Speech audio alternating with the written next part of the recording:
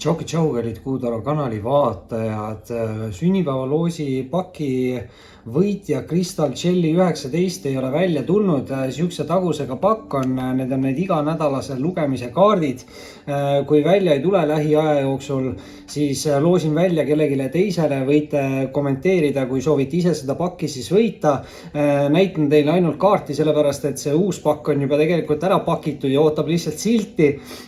Aga üldiselt siis tegelikult on kätte jõudmas siuke mõnus suveaeg, ilmad lähevad soojaks. Tegin just nädalavahetusel poolmaratoni, tipp-topp, ja vaatame siis üle, mida see siuke suvine energia toob kõigile 12 tähtkujule suhetes ja armastuses. Tšau kõikidele sennidele, kindlasti visake videole pöidlanuppu, liituge kanaliga, kes saab kanalit toetada, võib liituda peregrupiga, link on video all ning muidugi võite jälgida mind Instagramis. Ja vaatame siis üle, mis on siin sennile tulemas suhetes ja armastuses. Päris huvitav, et siin ikkagi suhteliselt tihti need lugemised, kui ma neid tarokaid teen, siis on niimoodi, et tuleb just sõnni lugemisse kaasa mingi üks kaart kohe, mida ma algul näen, mis oli just jäära nagu lugemises. Et ma ei tea, sõnnid, kas te olete sündinud täpselt seal peale sõnni või mingi side teil jääraga nagu on, et võib-olla teie päiksemärk on sõnn, aga tõusumärk või kuumärk on üldsegi jäär, eks ju, et ja veel näen siit, eks ju, et päris huvitav, mingid kokkusattumused, asjad, võib-olla ka tulemärkidega, sest sõnni tähtkujudes on nagu lõvi tähtkuju olnud ja tegelikult võib-olla siis ka seda lugemist alustamegi lõvi tähtkujuga ja sõnnile esimese kaardina anname siis välja jõukaardi. Jõukaart räägib nii füüsilisest kui mentaalsest nagu tugevusest. Ja tegelikult see kaart ütleb, et te saate nagu kõigega hakkama, aga see kaart ütleb, et tuleb kindlasti nagu tegutseda, ei tohi alla anda. See kaart võib tähendada seda, et tuleb nagu mingi pisikesi tagasilööke või siis nii-öelda kaikaid kodaratesse, aga see kaart ütleb, et mida vähem te tähelepanu nagu pöörate nendele negatiivsetele asjadele, seda lihtsamini te sõidate nendest probleemidest nagu üle, et ei tasu liigselt nagu minna närvi või pöörata tähelepanu negatiivsetele inimestele või midagi sellist, et kindlasti tuleb neid mingeid olukordi, aga kaart põhimõtteliselt kokkuvõttes ikkagi ütleb seda, et kui te ise alla ei anna, siis ei ole teil võimalust nagu kaotada. Ehk siis igal juhul selle kaardiga tasub edasi nagu tegutseda. Muidugi nüüd teise kaardina, kohe sõnni jaoks väljas siin mõõkade rüütel. Ja mõõkade rüütel on siis hästi siuke nagu kiiresti liikuv energia. Tegemist on siukse ausus õigluse kaardiga, samas muidugi jälle ka mõõkadega siuksed väljakutsed. Natukene kannatuste energia on ikkagi mõõkadel siis ja võib ta tähendada siis uusi väljakutseid, aga samas kui see on siuke nagu austaja kaart, võib see tähendada siin sennidele seda, et väga järsku võib mingi uus austaja tekkida või väga järsku tekkis või siis mingi siuke kiire energia. Muidugi alati ei pea olema rüütel nagu siuke energiakaart austaja poolt.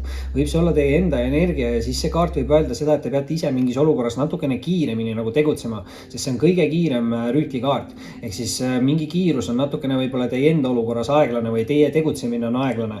Mõõgad on head suhtluse nagu kaardid, et võib-olla te olete nagu aeglaselt suhelnud, et võib-olla te peaksite suhtlema kellegiga kiiremini või tihedamini või midagi taolist, eks ju. Aga võib ka tähendada seda, et väga järsku hakkab hoopis keegi teiega suhtlema. Ja siin ongi nüüd huvitav energia, sest kolmanda kaardina anname esimesse ritta sõnnile välja keisrikaardi. Ja keisrikaart oli siis ka jäära lugemises ja keisrikaart on jäära tähtkuju kaart. Küll aga nüüd ma ei tea sõnnid, mida see teie jaoks tähendab. Meesterahvastel on kindlasti siin rohkem potentsiaali mingiteks arenguteks. See on siuke jõukuse, tuntuse, külluse kaart. Muidugi naisterahvaste puhul võib see tähendada kellegile siukest austajat, partnerit, lähedast isikut. Muidugi võib see alati olla siuke nagu ülemuse energia, aga samas võib ka olla nagu isa energia. Et see on siuke nagu hooliv, turvaline, stabiilne, julge, võimas siuke kaart nagu. Et mingi inimene, meesterahvas 100%, sellepärast et keiser ei saa olla naisterahvas. Ja siin on siuke... Ma ei tea siis, kas keegi meesterahvastest võib millegiga kuulsaks saada või siis samas ka naisterahvastel, ma ei tea, mees võib hästi võimekas olla või hästi turvaline või stabiilne või on see isa energia tõesti.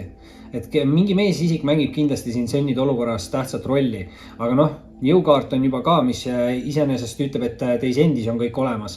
Nii et vaatame edasi. Teise rea alustuseks anname siit sõnnile välja ülempreestrinna. Ja ülempreestrinna on nüüd hästi tugev siuke nagu spirituaalenergia kaart. Ta räägib avastuste tegemisest ja selgusele jõudmisest ja siuke hästi müstiline nagu energia on see, et ta võib tähendada nagu just saladusi või mingi saladuse teada saamist, et see on nagu siuke huvitav või natukene võib see ka olla siuke kavaluse kaart, et ma ei tea, sõnnid võib-olla te mingis olukorras peate natukene ka mingit enda kavalust ära kasutama, et see võib ka siin mingis teatud olukorras nagu võimalik olla. Aga spirituaalenergia siin on hea ja ma arvan, et pigem on see teile nagu kasuks. Nüüd muidugi järgmise kaardina.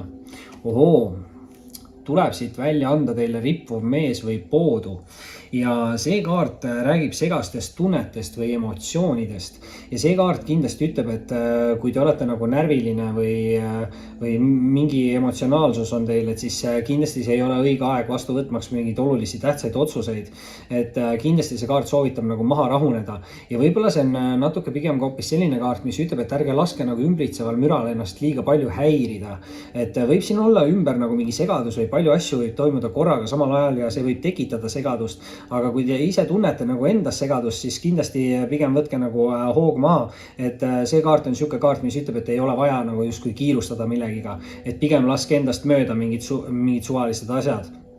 Et ma ei tea, mille jaoks see tähtis on, aga igal juhul siis otsustega või tähtsate otsustega siis ei maksa kiirustada. Ja täpselt seda ütleb ka siis eelviimane kaart ja selleks on siis karikate 7. Ja karikate 7 räägib mitmetest võimalustest ja valikutest ja see on hästi hea siuke nagu ootuste ja lootuste kaart. Aga samas ta on ka siuke kaart, mis ütleb, et kõik võimalused ja pakkumised, mis teie suunas tulevad, ei ole kindlasti positiivsed. Ja see on natukene ka hoiatav kaart tegelikult, et see kaart ütleb, et te minevikus saite mingi otsusega nagu hammustada. Ja see kaart ütlebki siis, et ärge tehke sama rumalat otsust, mis te tegite minevikus. Et ma ei tea, mis see teie jaoks sennid on, te ise teate kindlasti paremini, aga see kaart ütleb, et tehke siis hoolikam valik, rohkem läbimõeldud otsus või valik. Ja rippuv mees siin ka kohe ees ütles, et ei maksa liigselt kiirustada. Et siin on vaja teil mingi oluline tähtis otsus vastu võtta, aga jõukaardiga kindlasti ikkagi ka nagu edasi tegutseda ja läbi selle võib-olla siis ülempreestrinnaga tulevad ka mingid avastused ja selgus ja lõplikust selgusest rääkides tuleb siis viimase kaardina välja anda siin sõnnidele kohtukaart ja kohtukaart räägibki põhimõtteliselt siis selgusest või mingi olukorra nagu lahenemisest. See on hästi hea siuke nagu vabastamise energia, siuke spirituaalne ärkamine justkui lahti laskmine, sest see kaart alati ütleb ka nagu seda, et tänu mingitele selgustele või tänu mingitele tõdedele keegi saab lahti lasta siin millestki negatiivsest minevikus.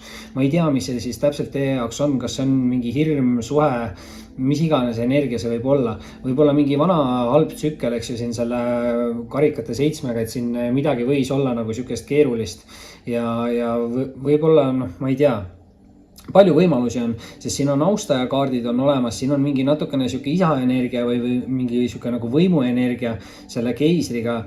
Muidugi hea on jah, see spirituaalne energia, igal juhul kõige tähtsam on see jõukaart kohe esimesena, nagu ütles ära, et kui te ise tegutsete alla ei anna, siis olete ka võidukad ja tegelikult lõpus siis kohtukaart ütleb ka ära, et tulevad mingid selgused, tõed ja mingid lahendused ja saab keegi siin lahti lasta mingist negatiivsest minevikust ja liikuda edasi positiivse tuleviku poole siis ilmselt. Sennid, see oli siis selleks korraks teie lugemine, kindlasti visake pöidlanuppu, liituge kanaliga, kes saab toetada, võib liituda peregrupiga ja muidugi võite mind alati jälgida siis ka Instagramis. Oli meeldiv ning kohtume varsti taas.